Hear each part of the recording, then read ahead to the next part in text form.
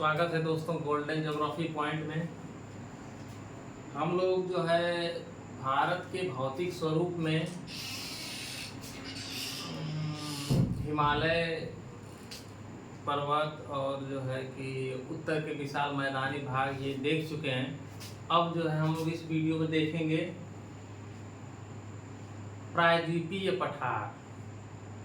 प्रायद्वीपीय पठार के बारे में, उसकी उत्पत्ति कैसे हुई, उसे कितने भागों में बांटा जाता है, वो भारत के किन किन भागों में कहाँ तक फैला हुआ है, उसका विस्तार कितना है, और प्रायद्वीपीय भारत में जो कुछ पहाड़ियाँ पाई जाती हैं तो वो पहाड़ियाँ कहाँ कहाँ पाई जाती हैं, इन सब के बारे में जो है कि हम अध्ययन करेंगे। ठीक, तो चलिए हम शुरू करते हैं। सबसे पहले तो इसमें देखिए दो शब्द जुड़ा हुआ है, एक शब्द जुड़ा है प्रायद्वीप और एक शब्द जुड़ा है पठार। तो प्रायद्वीप क्या है? प्रायद्वीप ये भौगोलिक भाषा है। प्रायद्वीप भौगोलिक शब्द है। ऐसा स्थलीय भाग, प्रायद्वीप का मतलब होता है ऐसा स्थलीय भाग जो तीन तरफ से जल से घिरा हुआ हो, प्रायद्वीप कहलाता है। ठीक, ऐसा स्थलीय भाग जो तीन तरफ से जल से घिरा हुआ हो, प्रायद्वीप के नाम से जाना जाता है। देखिए जैसे मान लेते हैं अपना ये भारत है, आप देख ही रहे हैं, ये अरब सागर है, अरब सागर, ये बंगाल की खाड़ी है, आपका पूरा इंडियन ओशियन तो ये पूरा ही है, ये हिंद महासागर पूरा है, हिंद महासागर। देखिए ये आपका, तो आपका देखिए ये वाला, इसे हम प्रायद्वीपीय भारत इसीलिए कहते हैं क्योंकि ये देखिए पूरा ये वाला आपका भाग जो है तीन तरफ से जल से घिरा हुआ है। ठीक, तीन तरफ से जल से घिरे होने के कारण हम इस भाग को क्या कहते हैं? प्रायद्वीप कहते हैं। ठीक, तो कोई पूछेगा आपसे कि प्रायद्वीप किसे कहते हैं, तो बताइएगा कि ऐसे स्थलीय भाग जो तीन तरफ से जल से घिरे होते हैं उन्हें हम प्रायद्वीप के नाम से जानते हैं। ठीक, और एक चीज, एक भौगोलिक भाषा और यहाँ पे आ रही है खाड़ी। देखिए खाड़ी लिखा है, इसी का अपोजिट ऐसे जलीय भाग। खाड़ी मतलब ऐसे, ये मान लेते हैं जल है, ठीक, बे ऑफ बंगाल है,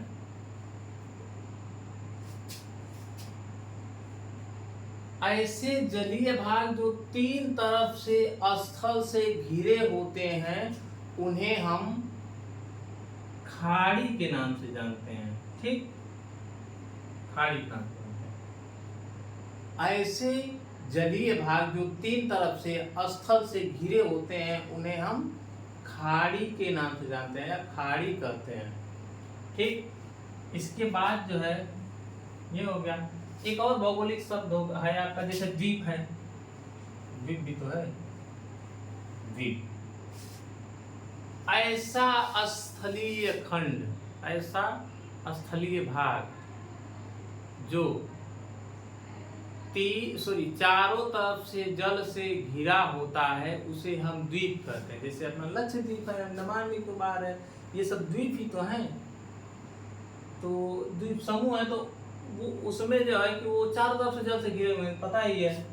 तो ऐसे स्थलीय भाग, ऐसा स्थल खंड जो चारों तरफ से जल से घिरा होता है उसे द्वीप कहते हैं। जो तीन तरफ से जल से घिरा होता है उसे हम प्रायद्वीप कहते हैं।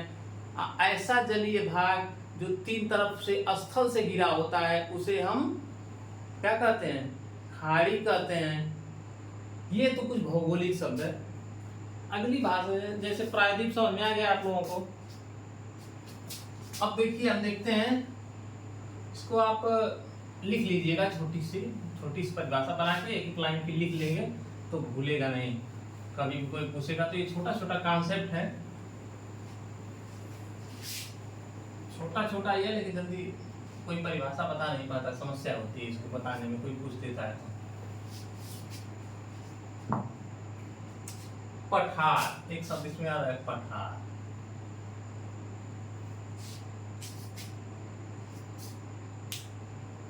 ऐसा स्थलीय खंड या ऐसे उच्चावच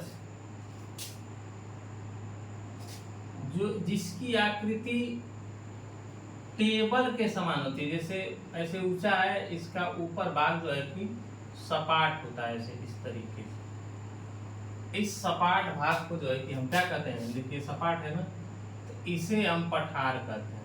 नॉर्मल से, सामान्य से ऊंचा है, मैदान से ऊंचा होता है, मैदानी भाग से क्या होता है, ऊंचा होता है ये पठार। अभी इसकी जो शीर्ष है अगर नुकीला हो जाएगा, ऐसे शंकु के समान हो जाएगा, तो इसे हम पर्वत बोल देंगे, ठीक।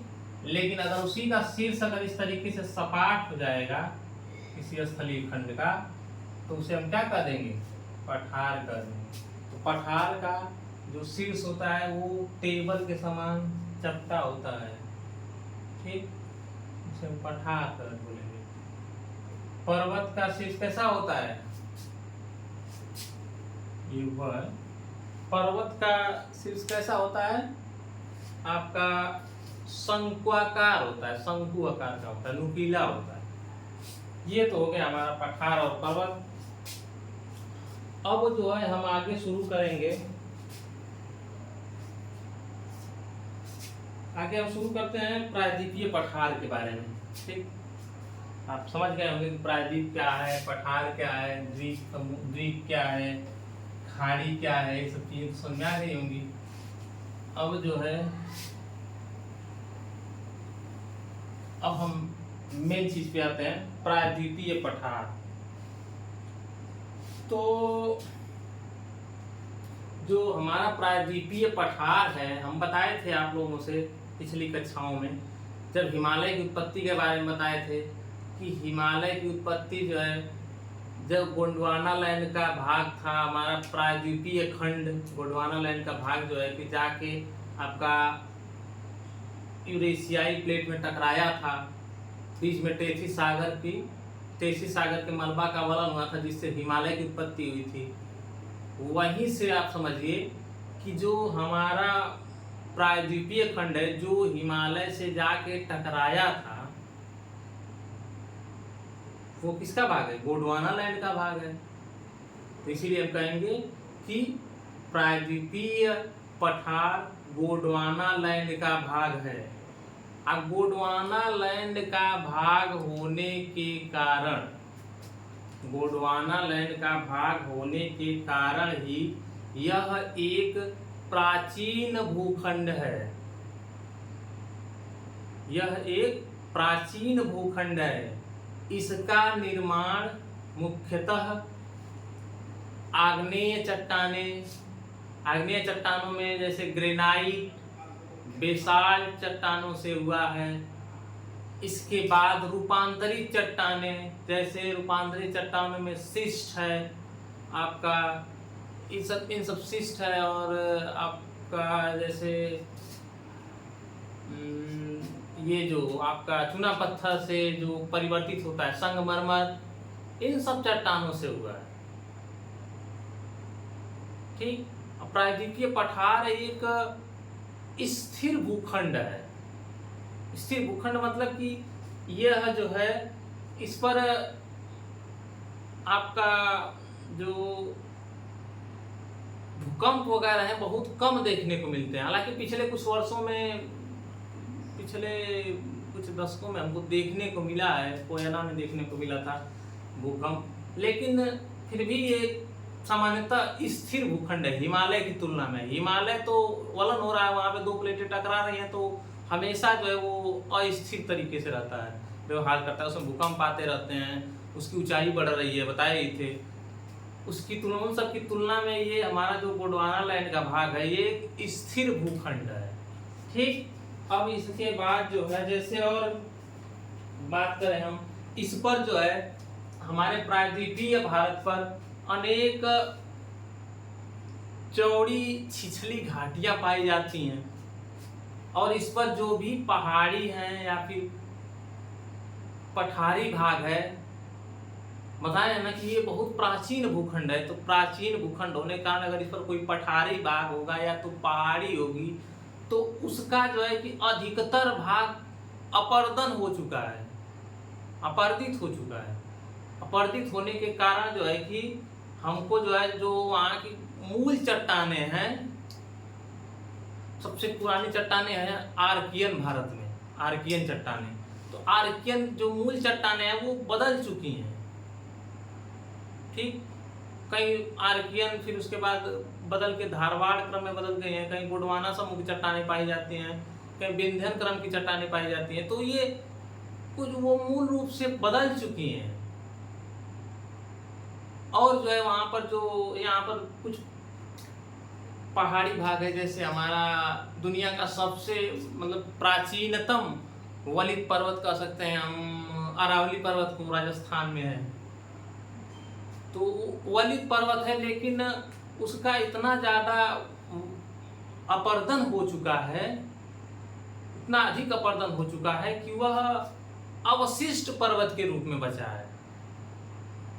उसकी ऊंचाई जो है पहले बहुत ज्यादा थी, लेकिन अब अपर्दित होते होते बहुत कम बची है। 800 से 900 किलोमीटर या 1100 के आसपास मीटर में उसकी हाइट बस बची है। 800 से 900 मीटर या फिर 1100-1200 मीटर लगभग, यही हाईएस्ट चोटी उसकी जो है कि आपको माउंट आबू में देखने को मिलेगी, गुरु शिखर है।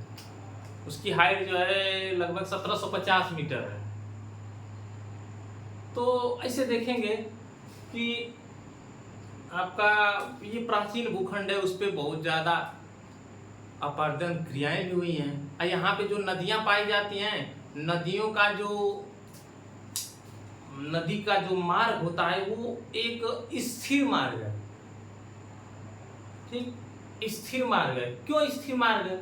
नदियों का मार्ग इसलिए प्रायद्वीपीय पठार में स्थिर है क्योंकि बताया है कि वो कठोर चट्टानों का बना है। तो जो भी कठोर चट्टानों का, जैसे आप पानी चला दीजिए, पानी जैसे ट्यूबवेल से पानी चलता होगा, सबके गांव में देखे होंगे, तो एक कच्ची नाली में पानी जा रहा है, एक पक्की नाली में पानी जा रहा है। तो मान लीजिए कि गंगा एवं उसकी सहायक नदियां जो जलोढ़ मैदान में बहती हैं, तो वो कच्ची नाली के समान व्यवहार करता है। तो गंगा एवं उसकी सहायक नदियां मार्ग बदल सकती हैं जो हिमालय से आने वाली हैं, क्योंकि वो मिट्टी पे जलोढ़ मिट्टी बह रही है, वो कटाव कर सकती हैं। लेकिन जो प्रायद्वीपीय भारत की नदियां हैं वो कठोर चट्टानों पर बह रही हैं, तो उनका मार्ग जल्दी बदलता नहीं है, उनका मार्ग परिवर्तित नहीं होता है। वो एक निश्चित मार्ग पर बहती है, जिस मार्ग पर बह रही है उसी मार्ग पर बहती है। और इस भाग में, प्रायद्वीपीय पठारी भाग में, हमको ढेर सारे जलप्रपात देखने को मिलते हैं, चिप्रिकाएं देखने को मिलती हैं। जलप्रपात इसलिए देखने को मिलता है कि कोई कठोर चट्टान, मान लीजिए यहाँ पे कोई कठोर चट्टान पड़ गई, फिर नीचे जो है कि आपका यहाँ पे बीच में नरम चट्टान यहाँ पे है, फिर कठोर चट्टान है, फिर यहाँ पे कठोर चट्टान है, तो पता चले कि यहाँ से नदी बहते हुए आ रही है, तो क्या होगा, कठोर चट्टान मान लीजिए यहाँ तक फैला हुआ है, तो यहाँ से नीचे गिरेगी तो कमजोर चट्टान को काट देगी, और जो है कि फिर से कठोर चट्टान पे तो यहाँ से नीचे गिर, तो प्रपात के समान जो है कि हमको देखने को मिलता है। जैसे धुआंधार जलप्रपात है, फिर उसके बाद चंबल नदी पर चुलिया जलप्रपात है, और नर्मदा नदी पर आपका धुआंधार हो गया ना, और ऐसे ही ढेर सारे हैं। इसके बाद जो है हमको और प्रायद्वीपीय भारत जो है कि ये भारत का सबसे बड़ा भौतिक प्रदेश है, सबसे बड़ा भौतिक प्रदेश है। इसका क्षेत्रफल जो है लगभग 16 लाख वर्ग किलोमीटर क्षेत्र में फैला हुआ है। भारत का सबसे बड़ा भौतिक प्रदेश है, इसका क्षेत्रफल कितना है, लगभग 16 लाख वर्ग किलोमीटर क्षेत्र में फैला हुआ है। ठीक,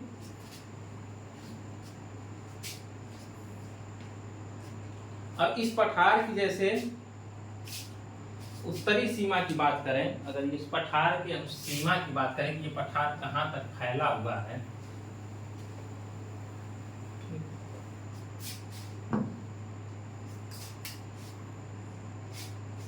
बस हम जितनी आवश्यक चीजें वही मैं बना रहे हैं।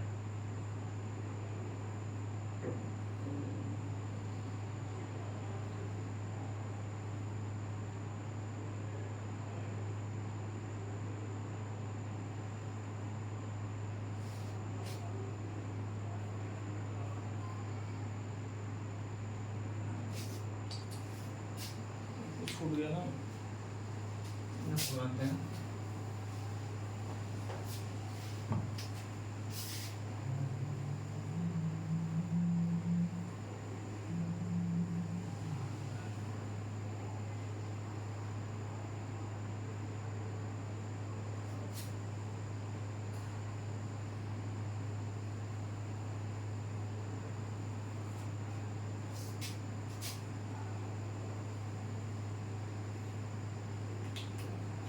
तो प्रायद्वीपीय पठार की उत्तरी सीमा की बात करें कि ये कहाँ तक फैला हुआ है, तो ये उत्तर में आपका यहाँ पे जो है कि राजस्थान में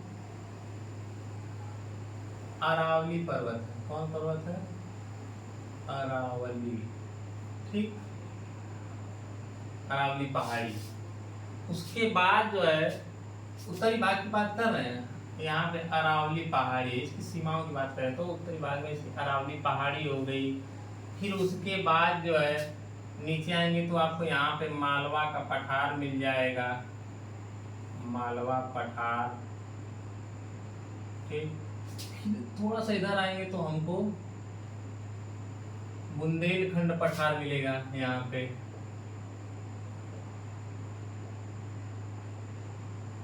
बुंदेलखंड। फिर इसके बगल में ही आपको मिलेगा बघेलखंड पठार,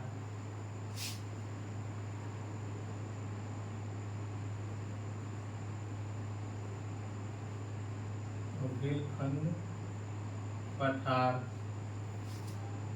फिर बघेलखंड पठार के यहाँ पे इस वाले भाग में आएंगे तो हमको एक पहाड़ी मिलेगी बिहार के सासाराम और जो है कि आपका पश्चिम बंगाल और झारखंड में फैली हुई है।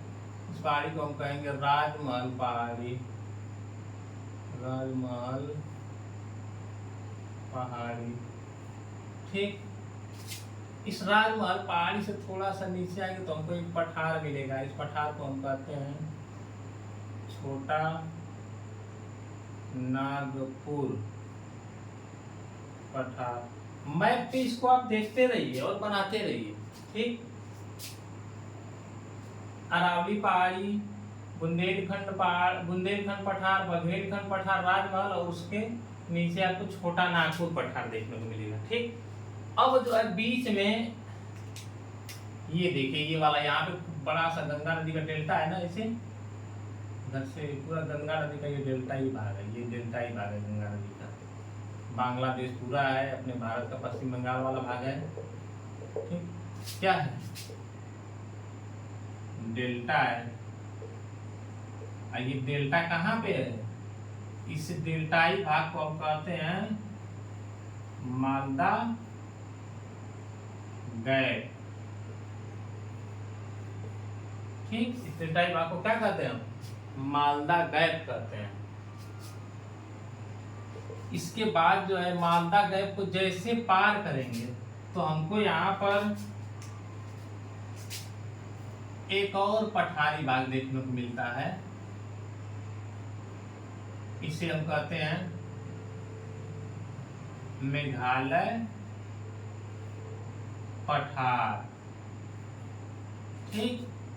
मेघालय पठार, इसमें 3 पहाड़ियां हैं, एक गारो, एक खासी, एक जयंतिया। इसका नाम है गारो, इसका नाम है खासी, इसका नाम है जयंतिया, ठीक।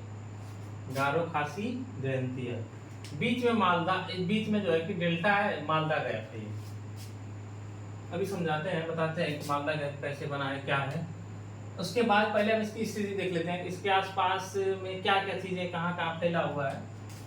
ये हो गया मालवा पठार, फिर उसके बाद जो है आपको मिलेगा विंध्यन पहाड़ी। विंध्यन पहाड़ी। उसके बाद आपको मिलेगा सतपुड़ा। सतपुड़ा पहाड़ी। ठीक, सतपुड़ा पहाड़ी के इधर जो मिलेगा आपको पूरा मिलेगा आपका क्या, पश्चिमी घाट इसे हम कहते हैं। ठीक, पश्चिमी घाट। फिर यहाँ पे हमको एक पहाड़ी मिलेगा गांठ के समान, इस पहाड़ी को हम कहेंगे नीलगिरी पहाड़ी। इसके नीचे आएंगे नीलगिरी पहाड़ी के, तो हमको एक और पहाड़ी मिलेगा, उसे हम कहेंगे अन्ना मलाई पहाड़ी। ठीक, इसके बाद जो है अन्ना मलाई के बाद भी छोटी सी एक पहाड़ी है, उस पहाड़ी को हम कहते हैं शेषाचलम।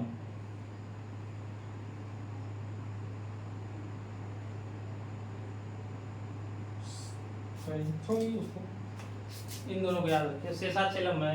फिर उसके बाद एक और है, इतना याद रखिए पहले, बाकी जब विस्तार से जब नीचे और पढ़ाएंगे एक एक करके तो उसके बाद बताएंगे।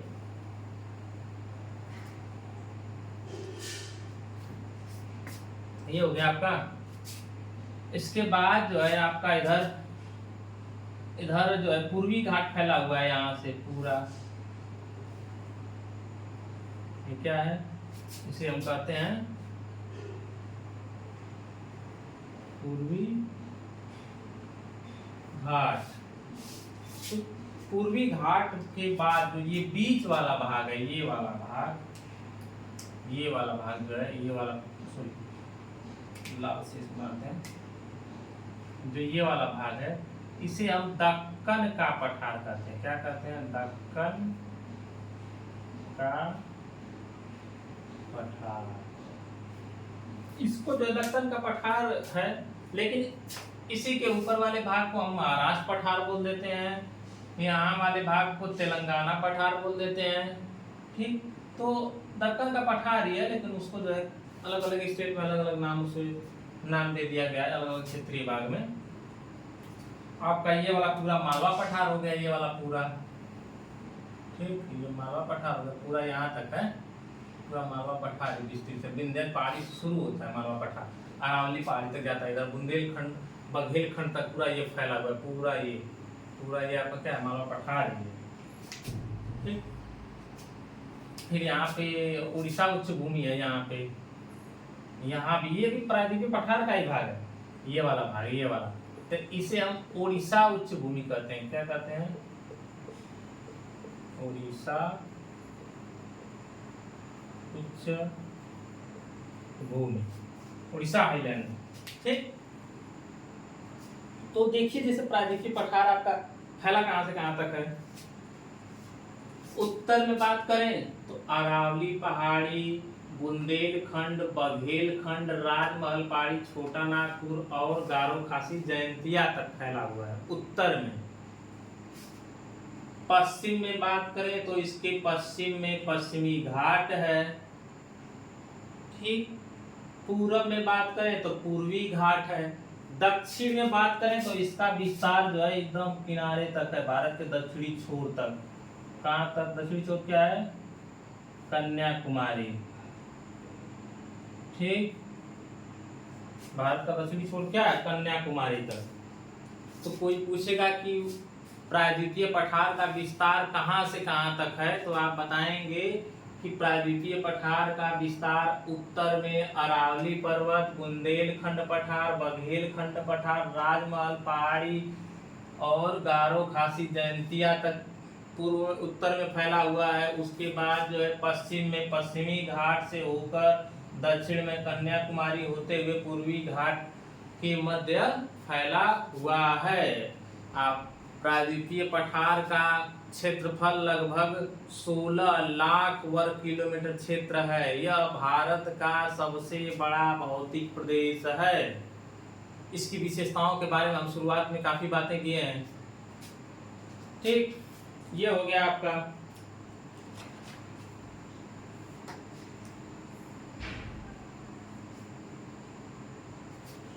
अब देखिए, हम प्रायद्वीपीय पठार को मुख्यतः दो भागों में बांटते हैं।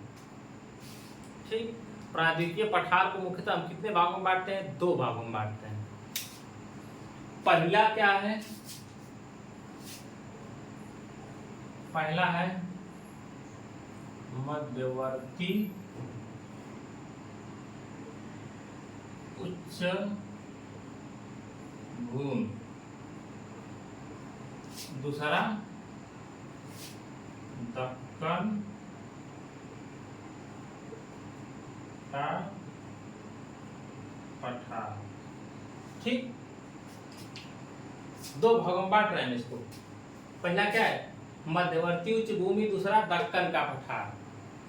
ठीक, तो आखिर इसकी कोई तो सीमा होगी। कहां से लेके कहां तक मध्यवर्ती उच्च भूमि हम मानते हैं, कहां से लेके कहां तक की हम दक्कन का पठार मानते हैं। तो ये विभाजन का कार्य जो है, यहीं पर नर्मदा नदी है।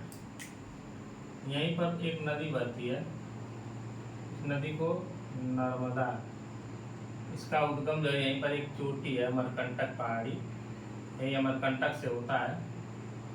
ये जो है कि एस्चुअरी बनाते हुए अरब सागर में गिरती है।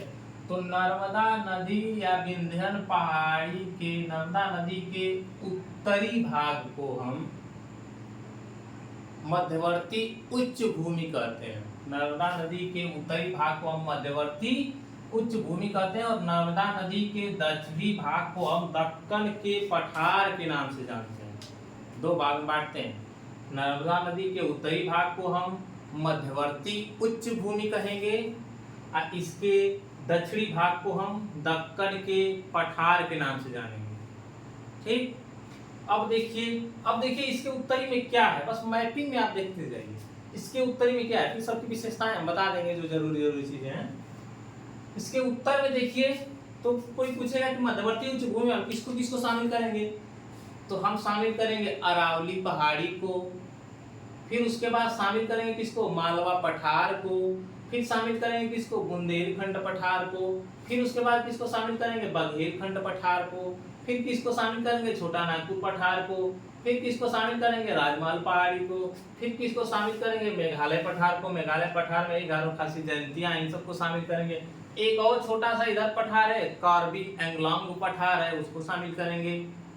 ठीक, इन सब भागों को हम जो है मध्यवर्ती उच्च भूमि के नाम से जानते हैं। ठीक, मध्यवर्ती उच्च भूमि किसको किसको शामिल करेंगे, एक एक ध्यान से सुनिए।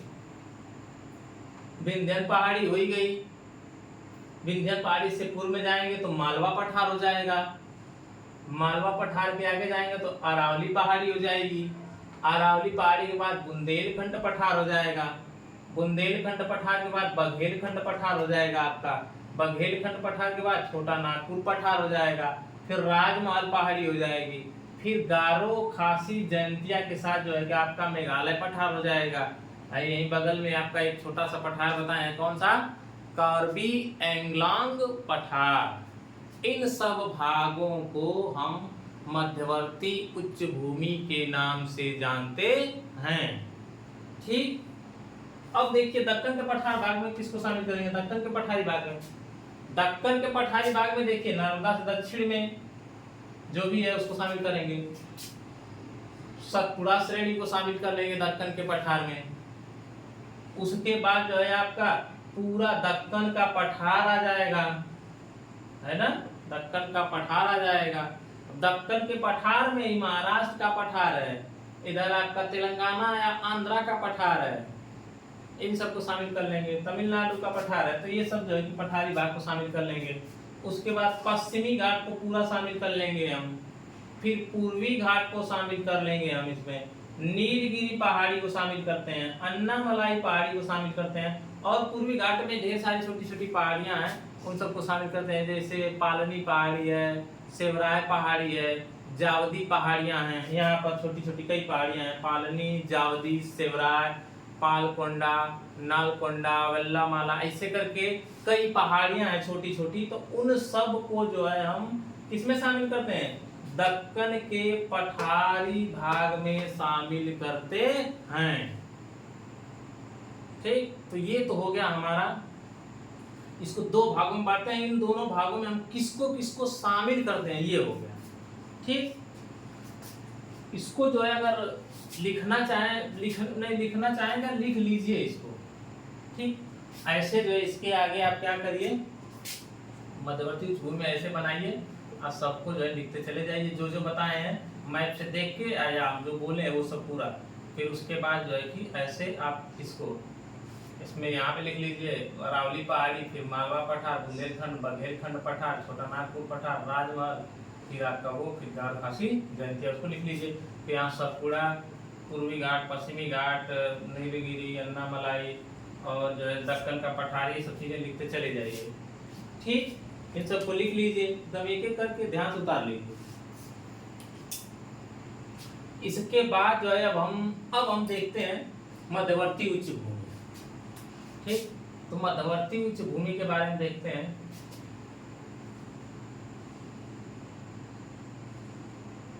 मिटा देते हैं इसको।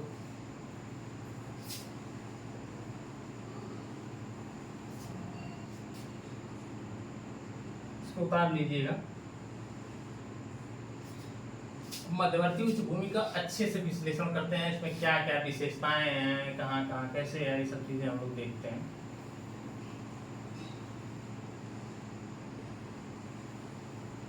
फिर से बना देते हैं, सही रहेगा।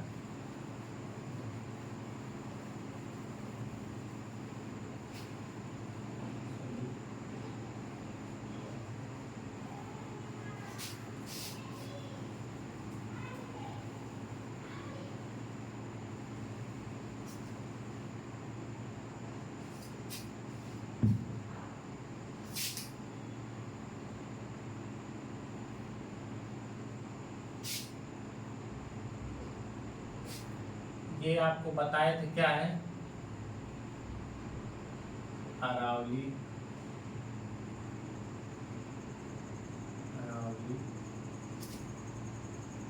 ये आपको बताए थे विंध्यन।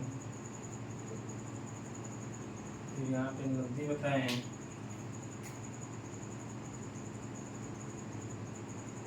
नर्मदा नदी। ठीक, उसके बाद जो है यहाँ पे आपको पठारी भाग बताए हैं, कौन सा? बुंदेलखंड।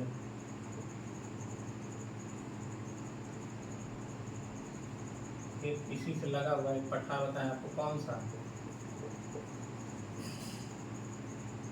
बघेलखंड। इसके बाद जो है यहाँ पे तो पहाड़ी बताए, इस पहाड़ी को हम क्या कहेंगे? राजमहल।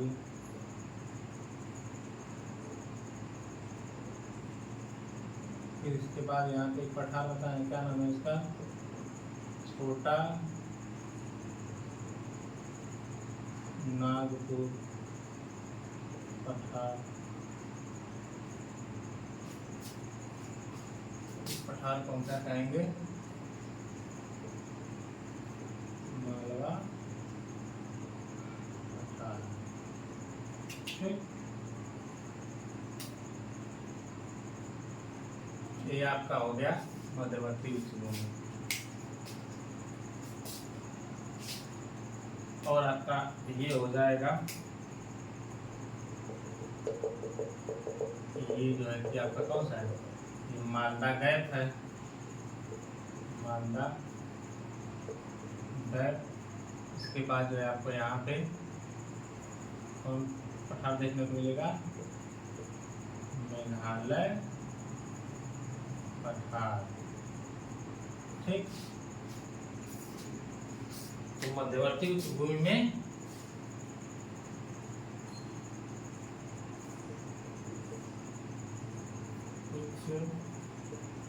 भूमि हम शामिल किसको करते हैं? अरावली, मालवा पठार,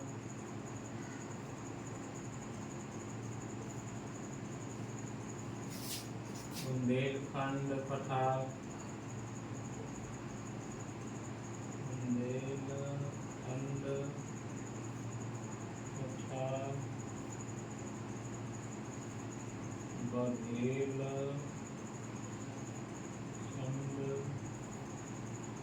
पठार, छोटा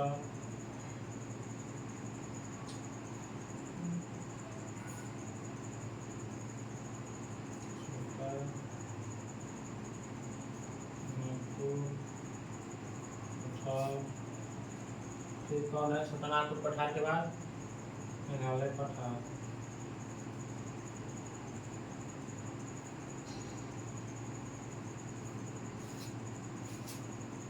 पहाड़ी शुरू कर लीजिए।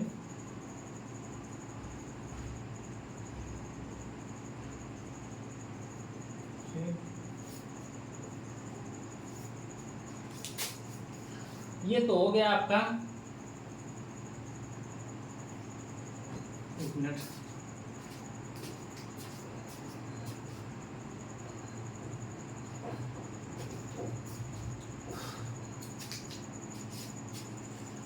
ये तो हो गया मध्यवर्ती उच्च भूमि में। देखिए अब इसमें देखिए क्या है, अरावली पहाड़ी।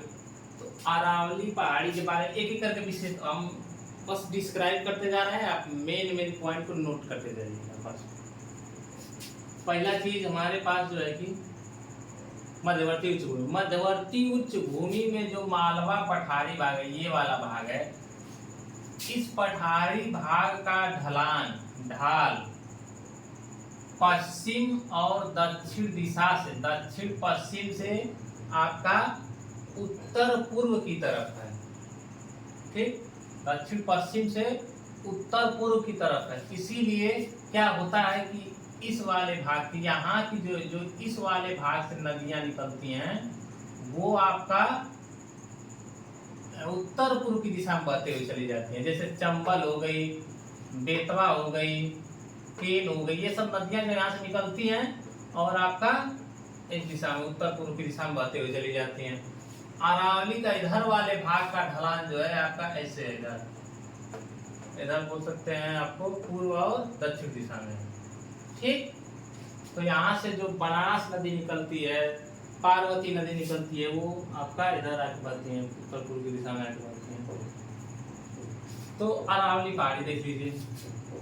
अरावली पहाड़ी के बारे में बताएं तो यह विश्व का प्राचीनतम वलित पर्वतों में से एक है। ठीक, विश्व का प्राचीनतम वलित पर्वतों में से एक है। यह अवशिष्ट बचा हुआ भाग है, अवशिष्ट पर्वत, इसीलिए हम इसे अवशिष्ट पर्वत भी कहते हैं। और अरावली पर्वत की सबसे ऊंची चोटी गुरु शिखर है, जो कि माउंट आबू में स्थित है। अरावली पर्वत के विस्तार की बात करें तो यह गुजरात से शुरू होता है, राजस्थान होते हुए दिल्ली तक जाता है। गुजरात से शुरू होकर राजस्थान होते हुए दिल्ली तक जाता है। दिल्ली में जो रायलसीना पहाड़ी है ना, रायलसीना जिसपे प्रशासनिक भवन स्थित है, वो सब भी जो है कि इसी अरावली पहाड़ी का ही भाग है। एडवांस लुटियन ने उसका प्लान तैयार किया था। ठीक, तो ये हो गया आपका। फिर उसके बाद अरावली के बाद जो है आपका मालवा पठार। मालवा पठार जो है आपका एक बड़ा भाग है, काली मिट्टी का क्षेत्र है मालवा पठार। ठीक, ये काली मिट्टी का क्षेत्र है। इस पठारी भाग पर चंबल एवं उसकी सहायक नदियां जो है कि बहती हैं। अब वो चंबल एवं उसकी सहायक नदियां इस पठारी भाग के जो उत्तरी भाग है, यहाँ वाला भाग, उत्तरी भाग, उसको काट छांट के जो है कि बड़े बड़े खड्ड का निर्माण करती हैं। खड्ड कहें तो अवनालिका अपर्दन के द्वारा जो बनता है खड्ड या बीहड़ का निर्माण करते हैं इस वाले भाग में। ठीक, तो ये तो हो गया हमारा मालवा का पठार, ये हो गया। फिर आपका बुंदेलखंड पठार है, ये भी किसका भाग है? आपका प्रायद्वीपीय पठार का भाग है। बुंदेलखंड अपने उत्तर प्रदेश में है, मध्य प्रदेश और राजस्थान राज्य में फैला हुआ है। फिर बघेलखंड पठार है, मध्य प्रदेश राज्य में फैला हुआ है। फिर उसके बाद आएंगे तो छोटा नागपुर पठार है। छोटा नागपुर पठार जो है कि ये खनिज का धनी क्षेत्र है, बहुत अधिक खनिज मिलता है इसमें। झारखंड में है, पश्चिम बंगाल, झारखंड और बिहार के कुछ भागों में फैला हुआ है छोटा नागपुर पठार। तो ये एक खनिज का धनी क्षेत्र है, ठीक। यहाँ से ढेर सारे खनिज निकाले जाते हैं। यहाँ मुख्य रूप से यहाँ पे धारवाड़ क्रम की चट्टान पाई जाती है। तो धारवाड़ क्रम जो है कि धात्विक खनिजों के लिए ही जाना जाता है, अधिकतर जो है कि धात्विक खनिज पाया जाता है यहाँ पर, ठीक। इसके बाद जो है हमारा अगला क्या है, इसके उत्तर दिशा में देखिए थोड़ा सा राजमहल पहाड़ी स्थित है। राजमहल पहाड़ी मुख्य रूप से बिहार राज्य में फैला हुआ है, ज्यादातर बिहार राज्य में ही फैला हुआ है, ठीक। उसके बाद अगला क्या है, मेघालय पठार। तो मेघालय पठार देखिए बीच में हमको मैदानी भाग मिल जाता है, उसके बाद जो है हमको मेघालय पठार मिल रहा है, ठीक। तो मेघालय पठार भी प्रायद्वीपीय पठार का भाग है। पहले इसको जान लीजिए, मेघालय पठार जो है कि प्रायद्वीपीय पठार का भाग है। इस पठार का निर्माण जैसा कि इन सब के चट्टान इसका निर्माण है, वैसे ही इसका निर्माण भी जो है बेसाल्ट, ग्रेनाइट, सिस्ट, इन सब चट्टानों से हुआ है, ठीक। और जो है इस मेघालय पठार पर 3 प्रमुख पहाड़ियां पाई जाती हैं। एक पहाड़ी को हम कहते हैं गारो,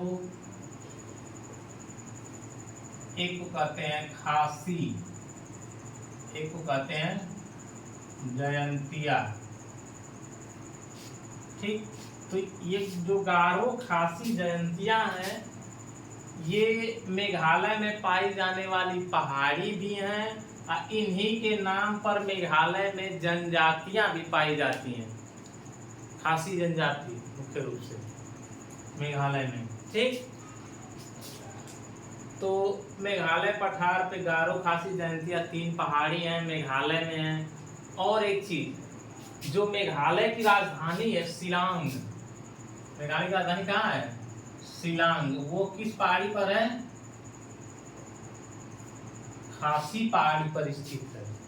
मेघालय की राजधानी शिलांग आपकी खासी पहाड़ी पर स्थित है, ठीक। अब मेघालय को जो है कि हम मेघालय, बादलों का घर कहते हैं। क्यों? क्योंकि मेघालय में बहुत वर्षा होती है, इन्हीं पहाड़ियों के आसपास खूब वर्षा होती है। वर्षा क्यों होती है इतना अधिक, उसको इसके बारे में हम लोग जब मानसून पढ़ेंगे, भारतीय जलवायु के बारे में पढ़ेंगे तो हम लोग देखेंगे, ठीक। बस इतना जानिए कि मेघालय में ही बहुत अधिक वर्षा होती है, वो भी मार्शिराम है वहाँ पर, तो विश्व में सबसे अधिक वर्षा होती है, ठीक। अब देखिए एक चीज मालदा गैप हमको देखने को मिल रहा है। तो मालदा गैप कैसे बना, एक दिन बताए थे इसके बारे में, लेकिन फिर भी आज फिर से एक बार बता देते हैं। क्या हुआ कि जब ये वाला पूरा भाग, जब ये वाला प्रायद्वीपीय पठार इधर ऊपर यूरेशियाई प्लेट है, ये पूरा भाग जो है कि जब ऊपर ये वाला पूरा प्रायद्वीपीय पठार का भाग है, ये वाला, तो ये वाला पूरा भाग क्या हुआ कि जब ऊपर की तरफ बढ़ रहा था, जाके यूरेशियाई प्लेट से टकराया जब इसमें, तो क्या हुआ कि यहाँ पर तो एक विशाल पर्वत का निर्माण हो गया, ठीक। विशाल पर्वत का जब निर्माण हो गया तो ये वाला भाग जो है कि ये छोटा नागपुर पठार, मेघालय का पठार, ये दोनों जो है जब दबाव बनाए तो ये वाला भाग थोड़ा सा दब के नीचे चला गया।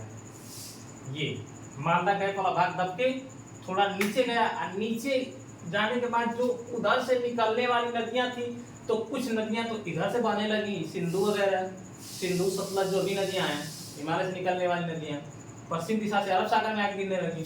अब कुछ नदी गंगा और उसकी सहायक नदियां जो है कि इधर से आके अपना जो मैदानी भाग से बहने लगी। लेकिन जो नदी जो है इधर पूर्वी भाग में बह रही थी अपने, वह हिमालय को काट कर असम में आई।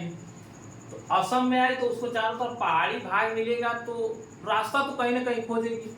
तो वो नदी जो है कि इधर आई, और जब गंगा से मिली दोनों, तो उसके बाद जो मालदा वाला भाग था, जो थोड़ा धंसा हुआ, नीचे धंसा हुआ भाग था, उससे होके बहने लगी।